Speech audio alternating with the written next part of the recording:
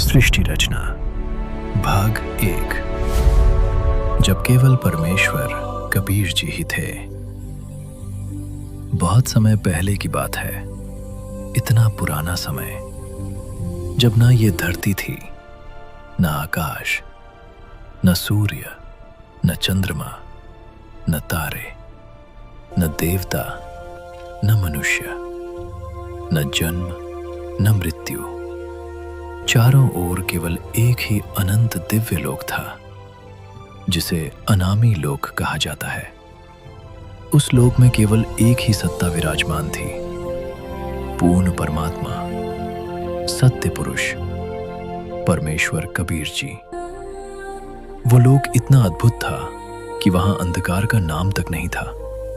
हर ओर दिव्य प्रकाश फैला हुआ था और उस अनंत शांति के मध्य परमेश्वर कबीर जी अकेले विराजमान थे। फिर एक दिन परमेश्वर के भीतर एक विचार उत्पन्न हुआ, मैं एक से अनेक हो जाऊं।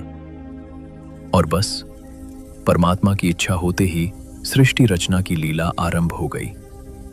सबसे पहले परमेश्वर ने 3 और दिव्य लोकों की रचना की। पहला अगम लोक, दूसरा अलख लोक और तीसरा सत्यलोक। अब कुल मिलाकर 4 दिव्य लोक हो गए, अनामी लोक, अगम लोक, अलख लोक, सत्यलोक। फिर उस एक परमात्मा ने अपने ही 3 रूप प्रकट किए। अगम लोक में वही परमात्मा अगम पुरुष कहलाए, अलख लोक में अलख पुरुष और सत्यलोक में वही परमात्मा सत्य पुरुष बनकर विराजमान हुए। एक ही परमात्मा परंतु 3 रूपों में। अब परमात्मा ने सत्यलोक की रचना आरंभ की। वहां न मिट्टी थी, न पत्थर, न लकड़ी, न कोई औजार। परमात्मा केवल अपनी शब्द शक्ति से सब कुछ प्रकट कर रहे थे। उनके मुख से वचन निकला और विशाल विशाल दिव्य द्वीप प्रकट हो गए। 1, 2, 3 ऐसे करते करते परमात्मा ने 16 दिव्य द्वीप बना दिए। हर द्वीप इतना सुंदर था कि करोड़ों स्वर्ग भी उसके सामने फीके लगे। कहीं अमृत की नदियां बह रही थीं, कहीं दिव्य फूलों के बाग थे, कहीं सोने जैसे चमकते महल। फिर परमात्मा ने अपने वचनों से 16 पुत्रों की उत्पत्ति की। वो सभी दिव्य तेज से चमक रहे थे। परमात्मा ने मुस्कुराकर कहा, बच्चों, तुम सभी अपने अपने द्वीपों में जाकर खुशी से रहो। सभी पुत्र आनंद से अपने अपने स्थान पर चले गए। उन 16 पुत्रों में से एक का नाम था अचिंत। कुछ समय बाद परमात्मा ने अचिंत को बुलाया। चारों ओर अलौकिक प्रकाश फैला था। तब परमात्मा बोले, बेटा अचिंत, अब आगे की सभी रचनाएं तुम करो। अचिंत ने हाथ जोड़कर आज्ञा स्वीकार की। फिर परमात्मा से मिली शक्ति के आधार पर अचिंत ने एक और सत्ता की उत्पत्ति की, जिसे आगे चलकर अक्षर पुरुष या पर ब्रह्म कहा गया। अक्षर पुरुष उत्पन्न होते ही सत्यलोक के उस दिव्य मानसरोवर में स्नान करने चला गया। वो मानसरोवर कोई साधारण तालाब नहीं था। उसका जल अमृत से भी अधिक शीतल था। उसकी लहरों से दिव्य प्रकाश निकलता था। सत्यलोक में शरीर सांसों से नहीं चलते। वहां वायु की आवश्यकता नहीं होती। जैसे जल के प्राणी पानी में रहते हैं, वैसे ही वहां के शरीर बिना वायु के भी जीवित रहते हैं। अक्षर पुरुष उस दिव्य जल में उतरा और उस अमृत समान शीतलता में सो गया। समय बीतता गया, बहुत समय बीत गया, पर वो बाहर नहीं आया।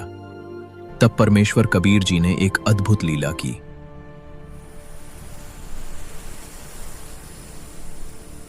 उन्होंने मानसरोवर का जल लिया, अपनी शब्द शक्ति से उसे एक विशाल अंडे का रूप दे दिया।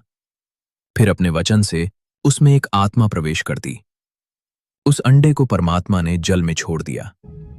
अंडा घूमता हुआ जल के भीतर जाने लगा। गड़ गड़ गड़ उसकी आवाज पूरे मानसरोवर में गूंजने लगी। तभी उस आवाज से अक्षर पुरुष की नींद टूट गई। अधूरी नींद से जागने पर उसे क्रोध आ गया। उसने क्रोध भरी दृष्टि से उस अंडे की ओर देखा और जैसे ही उसकी दृष्टि उस अंडे पर पड़ी, वो अंडा 2 भागों में फट गया और उसके भीतर से एक तेजस्वी ज्योति प्रकट हुई। वो था ज्योति निरंजन, जिसे आगे चलकर काल, ब्रह्म और कालयी कहा गया। तभी आकाशवाणी हुई, अक्षर पुरुष, तुम निंद्रा में थे, तुम्हें जगाने के लिए यह लीला करनी पड़ी। दोनों बाहर आए और परमात्मा को प्रणाम किया। तब परमेश्वर ने कहा, तुम दोनों अचिंत के द्वीप में जाकर रहो। दोनों आज्ञा पाकर वहां चले गए। कुछ समय बाद परमात्मा ने अचिंत से कहा, बेटा अचिंत, सृष्टि रचना तुम्हारे बस की बात नहीं है। अब आगे की सारी रचना मैं स्वयं करूंगा। परमात्मा ये लीला इसलिए कर रहे थे ताकि आगे कोई जीव यह भ्रम न पाल ले कि वो स्वयं सृष्टि रचना कर सकता है। जीव ही रहता है और परमात्मा ही होता है। इसके बाद परमेश्वर ने अपनी शब्द शक्ति से असंख्य आत्माओं की उत्पत्ति की। पूरा सत्यलोक आत्माओं से भर गया। हम सभी आत्माएं वहीं रहती थीं। हर ओर आनंद ही आनंद था। न कोई दुख, न कोई मृत्यु, न कोई रोग। सभी आत्माएं परमेश्वर कबीर जी की शरण में आनंद पूर्वक रहती थीं। लेकिन उसी सत्यलोक में रहने वाले ज्योति निरंजन के मन में धीरे धीरे एक अलग इच्छा जन्म लेने लगी। वो सोचने लगा, मेरे सभी भाई अलग अलग द्वीपों में रह रहे हैं और हम तीनों एक ही द्वीप में एक साथ रह रहे हैं। धीरे धीरे उसके भीतर राज्य पाने की लालसा बढ़ती गई और एक दिन उसने कठोर तपस्या आरंभ कर दी। वो एक पैर पर खड़ा हो गया। उसका शरीर स्थिर था, आंखें बंद थीं और वो लगातार तप कर रहा था। उस समय हम सभी आत्माएं उसे आश्चर्य से देख रही थीं। उसकी वो तपस्या, उसकी वो अदा, उसकी वो स्थिरता धीरे धीरे हमारे मन को आकर्षित करने लगी। हम उसे देखने लगे और यहीं से हमारी भूल शुरू हुई।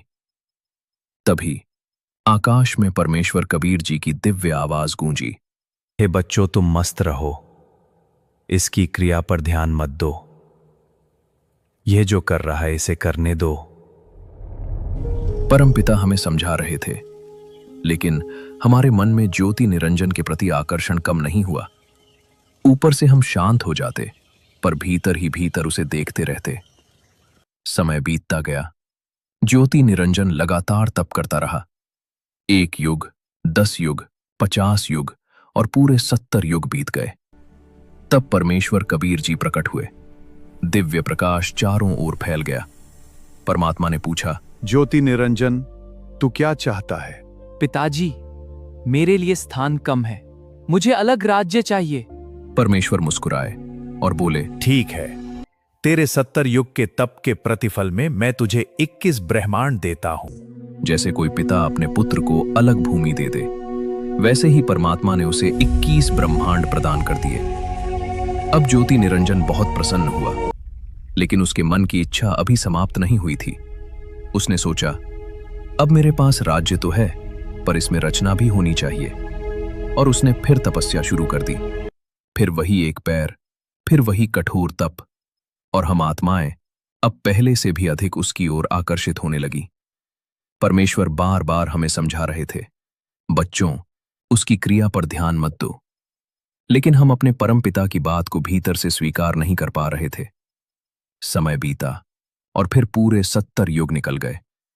तब परमेश्वर कबीर जी ने फिर पूछा, ज्योति निरंजन, अब क्या चाहता है तू? प्रभु, मुझे सृष्टि रचना की सामग्री दे दीजिए। परमेश्वर कबीर साहिब जी ने ज्योति निरंजन को कहा कि उन्होंने अपने पहले पुत्र कूर्म को सर्व रचना सामग्री दे रखी है। कूर्म से प्रार्थना करके शिष्टाचार और विनम्र भाव से रचना सामग्री मांग लो। जब ज्योति निरंजन कूर्म जी के पास गया, उस समय कूर्म जी ध्यान अवस्था में थे।